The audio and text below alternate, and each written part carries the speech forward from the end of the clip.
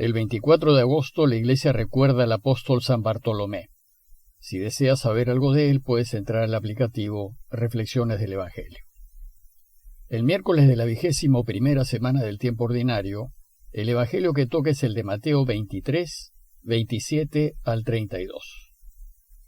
En aquel tiempo Jesús habló diciendo: «Ay de ustedes, escribas y fariseos hipócritas, que parecen sepulcros blanqueados, hermosos por fuera, pero por dentro llenos de huesos de muertos y de podredumbre.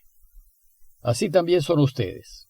Por fuera parecen justos delante de los hombres, pero por dentro están llenos de hipocresía e iniquidad.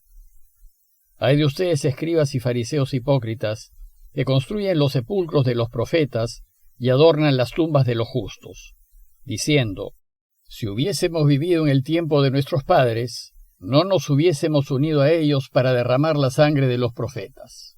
De esa manera atestiguan contra ustedes mismos que son hijos de los que mataron a los profetas. Completen pues lo que sus antepasados comenzaron».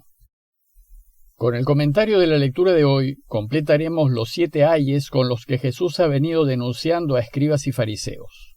Ya reflexionamos en 5 de ellos, y ahora haremos lo mismo con los 2 que faltan.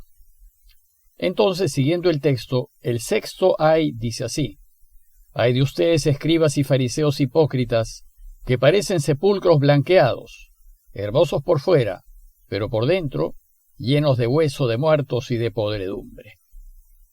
Para entender mejor esta crítica hay que tener en cuenta lo siguiente.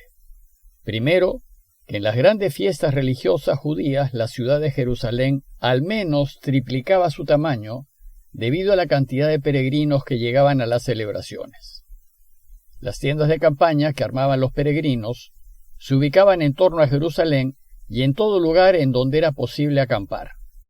Y la mayoría levantaba sus carpas en el Monte de los Olivos y partes del valle del torrente Cedrón. Segundo, tener en cuenta que parte del Monte de los Olivos y el valle del Cedrón o valle de Josafat, que separa Jerusalén del Monte de los Olivos, está lleno de tumbas, pues la tradición religiosa judía ubica en este valle el juicio final o juicio de las naciones. Incluso hoy en día, muchos cementerios judíos se encuentran ubicados en este valle a fin de estar en primera fila en el día del juicio final. Tercero, debemos también tener en cuenta lo que dice la ley respecto a tocar los cadáveres y las tumbas o sepulcros. Según la ley, el solo hecho de tocar o caminar por encima de una sepultura hacía que uno cayese en impureza legal por 7 días. Dice Números 19:16. El que toque en el campo el cadáver de un hombre apuñalado, o cualquier muerto, o huesos humanos, o una sepultura, quedará impuro por 7 días. Eso significaba que acabado el tiempo de impureza, la persona debía ir al templo y hacer todos los ritos de purificación necesarios para recuperar su pureza religiosa.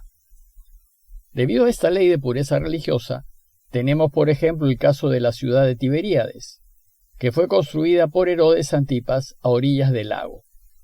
Esta ciudad no era visitada por los judíos practicantes, pues según la tradición estaba construida encima de un cementerio. Y es de notar que los evangelios no hablan de visita alguna que haya hecho Jesús a la ciudad de Tiberíades, no obstante, ésta se encuentra muy cerca a Cafarnaúm.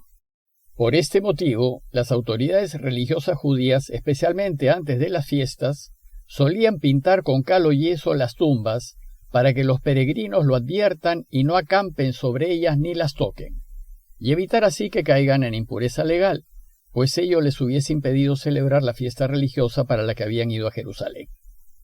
Además, pintar algo con cal o yeso era una forma usada para dar buena apariencia a algo de poco valor. Y en esto se centra la crítica de Jesús a los escribas y fariseos. Para Jesús, la falsa piedad de los escribas y fariseos era parecida a la de un sepulcro lleno de huesos que era pintado para que los peregrinos no tropiecen con él. Pues escribas y fariseos disfrazaban su falta de piedad y aparecían como buenos, pero en realidad vivían en la impureza. Es decir, actuaban como los que blanquean las tumbas y que las pintan con cal o yeso para que se vean hermosas por fuera, pero siguen siendo tumbas, siguen siendo impuras y siguen estando llenas de huesos. Por eso dice Jesús, así también son ustedes. Por fuera parecen justos delante de los hombres, pero por dentro están llenos de hipocresía e iniquidad. Es decir, tienen una apariencia buena y de admirar, pero sus obras son contrarias a toda justicia. Por último, en el séptimo de los ayes, Jesús critica el comportamiento acomodaticio que han tenido escribas y fariseos y a todos los que piensan como ellos a lo largo de la historia. Dice el texto, «Ay de ustedes, escribas y fariseos hipócritas, que construyen los sepulcros de los profetas y adornan las tumbas de los justos diciendo, si hubiésemos vivido en el tiempo de nuestros padres, no nos hubiésemos unido a ellos para derramar la sangre de los profetas».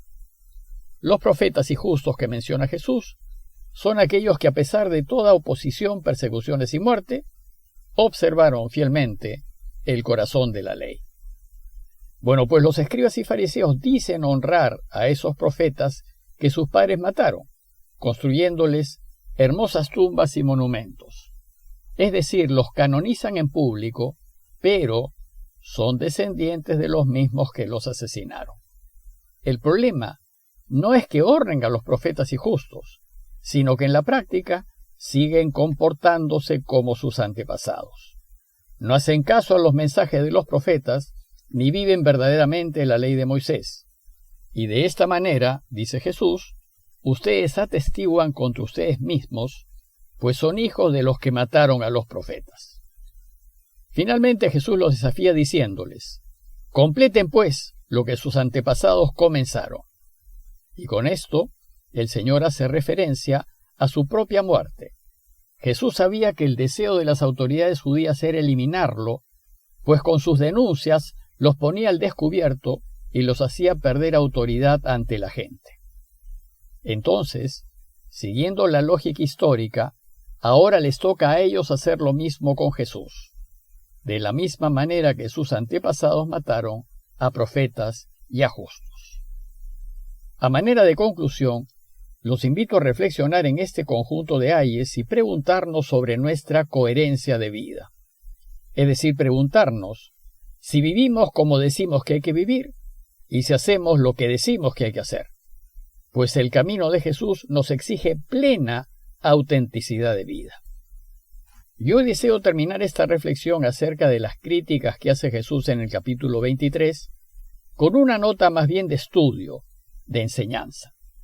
Pido disculpas por ello, pero creo que puede ayudarnos a conocer más los evangelios y saber algo acerca de cómo se escribieron.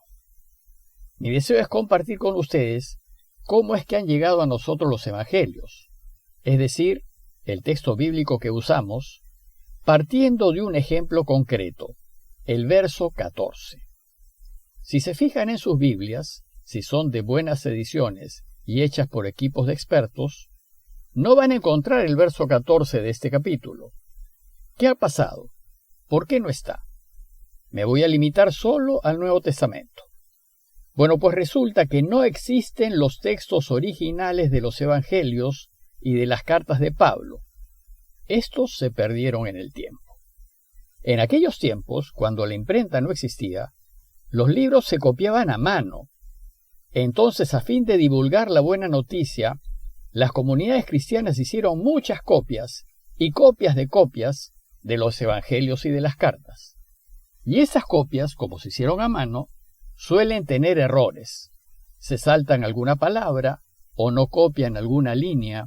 Incluso sucede que algún copista se emociona y cambia, corrige o añade algo de su propia cosecha, etc. Las copias que tenemos y que se conservan en los grandes museos, como el del Vaticano, son copias de copias de copias. Las más antiguas son del siglo III y las más abundantes a partir del siglo IV. Y entonces, ¿cómo es que se llegó al texto bíblico que hoy usamos? Los investigadores católicos y de los principales grupos cristianos como luteranos o anglicanos, pues es un trabajo que se hace en conjunto, toman las diversas copias que existen en griego y aplicando una serie de criterios científicos se deciden por aquella versión que parece ser la más cercana al original. Hacer esto supone de una ciencia muy precisa, que requiere de especialización y de muchos años de estudio. Finalmente, después de un arduo trabajo, se llega a un texto de consenso en griego que se convierte en una especie de original. Y es a partir de este texto de consenso desde donde se hacen las traducciones a otras lenguas que hoy existen. Eso significa que si se llegase a descubrir un nuevo manuscrito, el texto de consenso se tendría que revisar y corregir si fuese el caso. Bueno, pues resulta que el verso 14 que falta es un octavo ay, y dice así: «Ay de ustedes, maestros de la ley y fariseos hipócritas, que devoran los bienes de las viudas con el pretexto de largas oraciones. Por eso tendrán un juicio muy riguroso».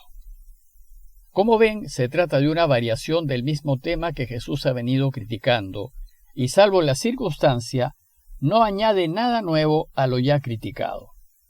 Pero ¿y por qué este verso no se incluyó en el texto de consenso? Porque si bien aparece en algunos manuscritos, no aparece en los principales y más confiables. Entonces, lo que hacen las traducciones serias de la Biblia es poner una nota en el texto para que el lector sepa qué ha sucedido con este verso. Pidámosle pues al Señor que nos dé su gracia para desear conocer más en profundidad su palabra. Parroquia de Fátima, Miraflores, Lima.